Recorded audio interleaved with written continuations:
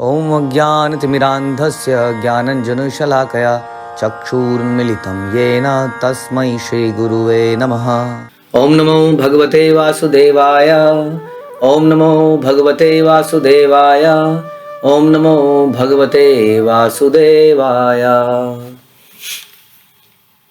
श्रीमद्भागवतम दूसरा कैंटो चौथा अध्याय श्लोक संख्या 10।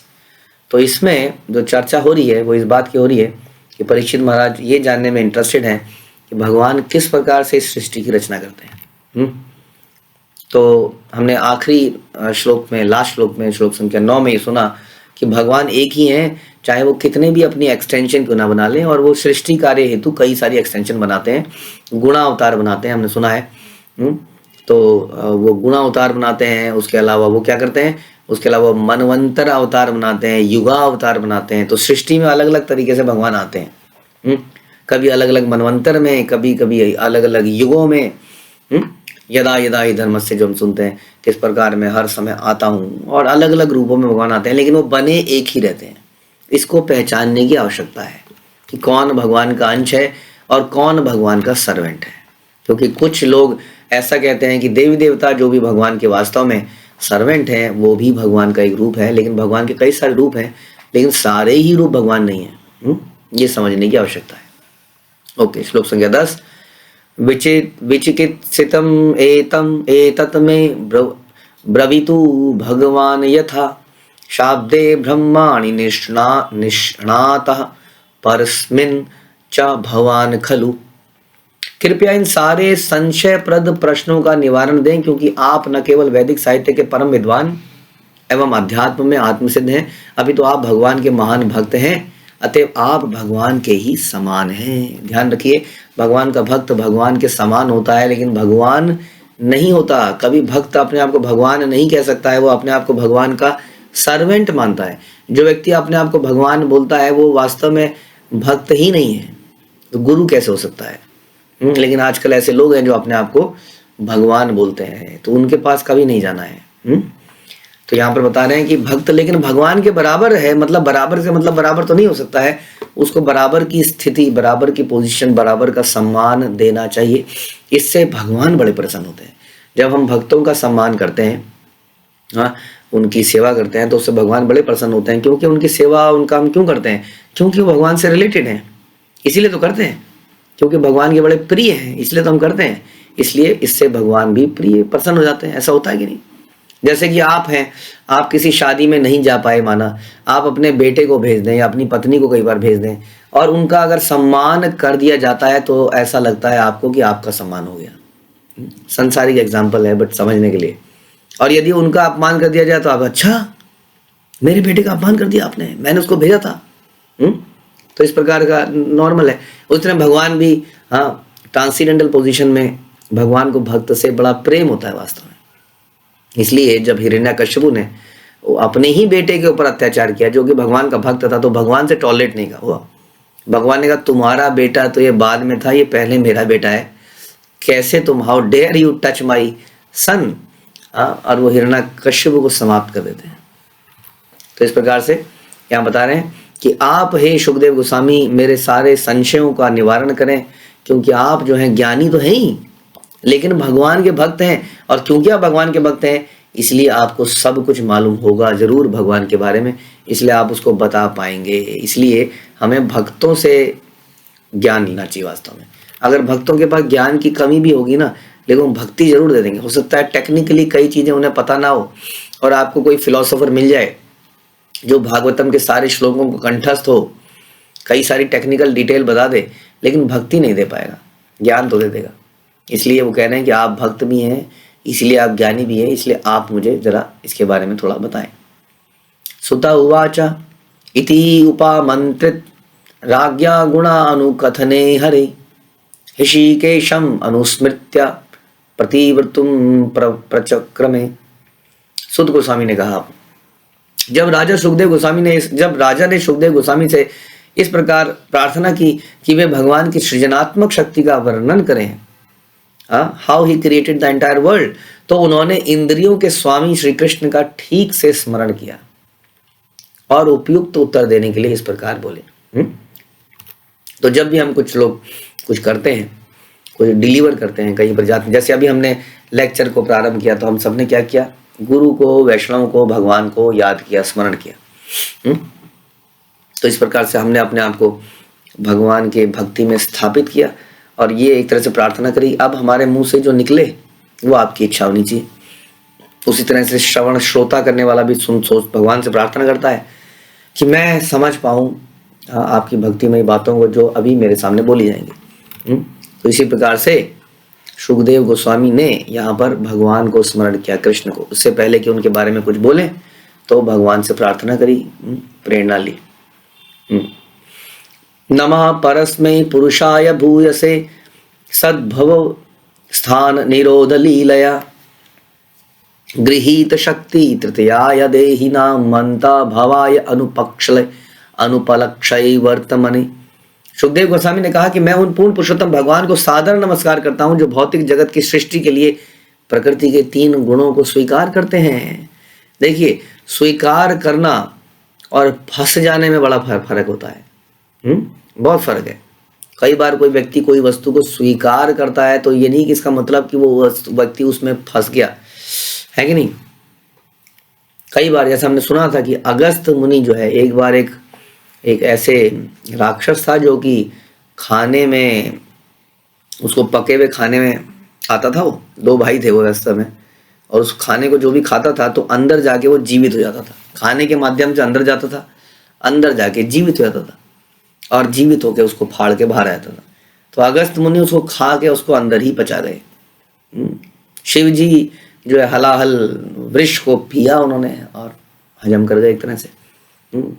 तो कई बार ऐसा नहीं है कि हम कोई चीज़ को स्वीकार कर रहे हैं तो हम उसमें फंस गए। इसलिए मायावादी लोग बोलते हैं भगवान जब इस संसार में आते हैं तो हमारी तरह गुणों में फंस जाते हैं, सतोगुण तमोगुण रजोगुण में फंस जाते हैं। भगवान गुणों को स्वीकार करते हैं, भगवान गुणों के अधीन नहीं आ जाते, क्योंकि वो गुणातीत हैं। वास्तव में गुण जो है उन्हीं की क्रिएशन का पार्ट है। अपनी क्रिएशन में कोई फंस थोड़ी जाता है। एक ऑफिस का मालिक है, वो ऑफिस के लिए कुछ नियम बनाता है, वो नियमों के अंतर्गत नहीं आता है, नियमों को स्वीकार करता है अपनी इच्छा से, लेकिन नियम उसको बांध नहीं सकते हैं। वो अपनी इच्छा से नियमों को स्वीकार करता है कि नहीं। तो इसी प्रकार से भगवान 3 गुणों को स्वीकार करते हैं। भगवान गुणों में आ नहीं जाते हैं, ध्यान रखने की बात है। तो 3 गुणों को स्वीकार करते हैं। वो ब्रह्मा विष्णु महेश बनते हैं। वो ब्रह्मा जी बनकर रजोगुण को स्वीकार करते हैं, क्योंकि रजोगुण में क्रिएशन होती है। रजोगुणी व्यक्ति कुछ बनाना चाहता है, बिल्डिंग बनाना चाहता है, कुछ ऑफिस बनाना चाहता है, कुछ पैसा बनाना चाहता है, प्रोजेनी बनाना चाहता है, संतान मतलब बहुत बनाना है, उसको कुछ क्रिएट करना है। तो ब्रह्मा जी ये कार्य करते हैं। और तमोगुणी व्यक्ति संहार करना चाहता है, नाश करना चाहता है। तो शिवजी बन के वो तमोगुण को स्वीकार करते हैं और उसके बाद सतोगुण स्वीकार करके विष्णु के रूप में, ब्रह्मा विष्णु महेश, उसमें विष्णु के रूप में वो मेंटेन करते हैं संसार को। तो इस प्रकार से वो कहते हैं कि मैं उन भगवान को प्रणाम करता हूँ जो इन गुणों को स्वीकार करते हैं, ताकि सृष्टि हो सके, समय आने पर प्रलय हो सके और इन बिटवीन मेंटेनेंस हो सके। भूया नमः सता विजिन छिदेय सता असताम असंभवाय अखिल सत्व मूर्तये पुंसाम पुनः पारमहंस शास्त्रमे व्यवस्थिनाम अनुमृग्य दाशुषे। मैं पुनः पूर्ण जगत रूप तथा अध्यात्म रूप उन भगवान को सादर नमस्कार करता हूँ जो पुण्यात्मा भक्तों को समस्त संकटों से मुक्ति दिलाने वाले तथा अभक्त असुरों की नास्तिक मनोवृत्ति की वृद्धि को विनष्ट करने वाले। तो भगवान की कुछ और विशेषताएं यहाँ बताई कि भगवान क्या करते हैं, भक्तों के संकटों को दूर करते हैं। ये भगवान का नेचर है। भगवान भक्त वत्सल हैं।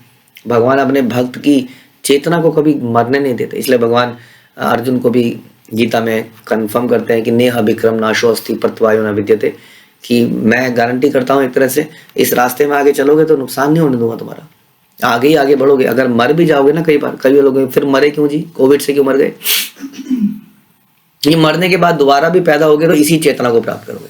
ऐसा नहीं है कि आपको ABCD से दोबारा से शुरू करना पड़ेगा। You will begin from here, जहां आपने एंड किया था आप कहेंगे कैसे कैसे, जब मैं पैदा होऊंगा तो क्या मतलब मैं हरे कृष्णा की 16 माला करने लग जाऊंगा? नहीं, लेकिन थोड़े ही दिनों में जैसे ही आपके सेंसेस डेवलप होने लगेंगे, आप देखेंगे एक बच्चा जो है हरि नाम के प्रति एकदम से अट्रैक्ट हो जाता है। उसको ज़्यादा सिखाना नहीं पड़ता, बहुत जल्दी उम्र में, कच्ची उम्र में ही वो भक्ति करने लगता है। यही इसका लक्षण है कि उसने पिछले जन्म में, तो भगवान इसकी बात की गारंटी देते हैं, तो अपने भक्तों के समस्त संकटों को दूर करते हैं वास्तव में, और असुरों की आसुरी प्रवृत्ति को नष्ट करते हैं। वे सर्वोच्च आध्यात्मिक सिद्धि प्राप्त योगियों को उनके विशिष्ट पद को प्रदान करने वाले हैं। हाँ, तो भगवान किसी का पक्षपात तो नहीं करते, लेकिन फिर भी अपने भक्तों के प्रति भगवान बड़े दयालु होते हैं। Again it is natural. जब एक जज अपने सीट पे बैठा होता है तब वो डिसीजन लेता है तो गवाहों के अनुसार लेता है, उसमें वो कहीं पक्षपात नहीं करता, चाहे उनका अपना ही बच्चा क्यों ना हो। लेकिन घर में जाते हुए वो अपने बच्चों के लिए कुछ पकौड़े तो ले ही जा सकता है ना, आउट ऑफ लव। तो उसको फेवर कहा जाएगा? वो फेवर नहीं है। जब वो डिक्लेयर कर रहा है जजमेंट, तब वो एकदम कर्मों के अनुसार, भगवान एकदम कर्मों के अनुसार डिक्लेयर करते हैं। तो फिर भक्त का फेवर कैसे करते हैं? भक्त की चेतना को इतना शुद्ध कर देते हैं कि वो पाप कर्म कर ही ना पाए। जब पाप करेगा ही नहीं तो कहाँ पर उसको भगवान को फेवर तो नहीं करना पड़ेगा ना, पाप ही नहीं करेगा, पापों से मुक्ति हो जाएगा इस प्रकार से। ऐसे ऐसे काम करेगा कि उसके सारे पाप ही नष्ट हो जाएंगे इस प्रकार से। लेकिन अगर जजमेंट देनी होती है तो कोई फेवर नहीं है। तो भगवान इस प्रकार से संसार को बनाया है कि संसार ऑटोमेटिक चलता है, उसमें कोई फेवरिज्म नहीं है। लेकिन अपने भक्तों से वो प्रेम करते हैं तो उनके संकटों को इस प्रकार से दूर करते हैं कि उनको ऐसी जगह में रखते हैं जहाँ पर भक्ति भक्त साथ में हो।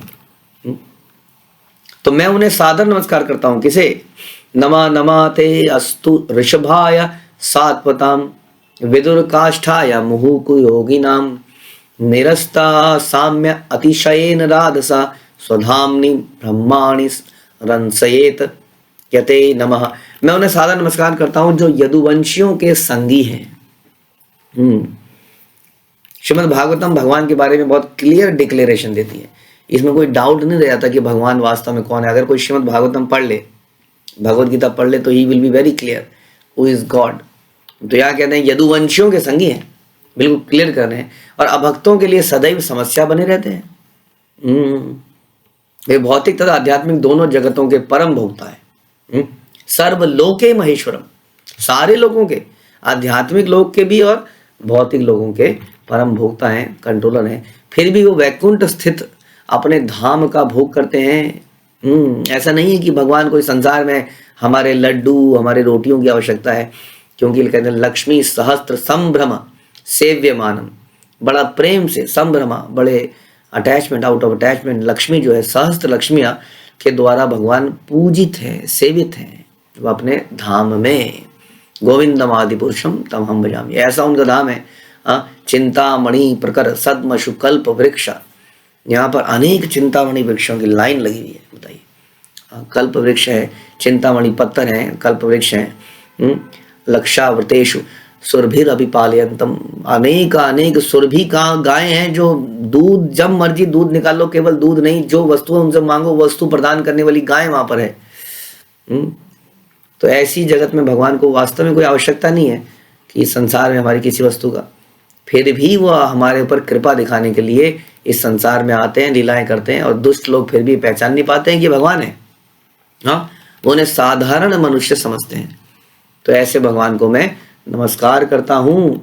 यत कीर्तिनम यत स्मरणम यत ईक्षणम यत वंदनम यत श्रवणम यत आहरणम लोकस्य सद्य विदुनोति कल्मषम तस्मै सुभद्र स्रवसे नमा नमा।